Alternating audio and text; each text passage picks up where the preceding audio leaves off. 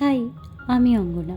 তো চলো আজ তোমাদের একটা রবিবারের গল্প বলি। তো সেদিন ব্রেকফাস্ট খেয়ে তারপর কিছু পার্সেল আনবক্সিং করে রেডি হয়ে চলে গেছিলাম লাঞ্চ করতে। মেনুতে ছিল গরম ভাত, ঘি, লেবু, পোস্তর বড়া, ডাল, ইলিশ মাছ, মাংস আর চাটনি, আর শেষ পাতে একটু দই দিয়ে শেষ করেছিলাম। আর সেদিন আমরা যেহেতু একটু ধর্মতলার দিকে গিয়েছিলাম, তাই ওখানে শ্রীলেদারে গিয়ে টুকটাক কিছু কেনাকাটাও করে নিয়েছিলাম।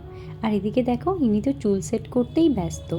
তারপর একটু বাইরে গিয়ে চা খেয়েছিলাম, আর এই পুচকেটার সাথে দেখা হয়েছিল, ওর সাথে একটু টাইম স্পেন্ড করে তারপর যাওয়ার পথে একটু আমলিচু কিনে গড়িয়ার উদ্দেশ্যে রওনা দিয়েছিলাম।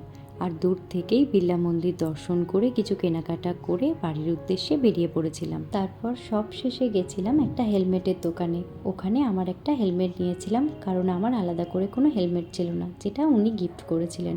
দেন বাড়িতে গিয়ে রান্নাটাও করে নিয়েছিলাম। তো চলো, টাটা।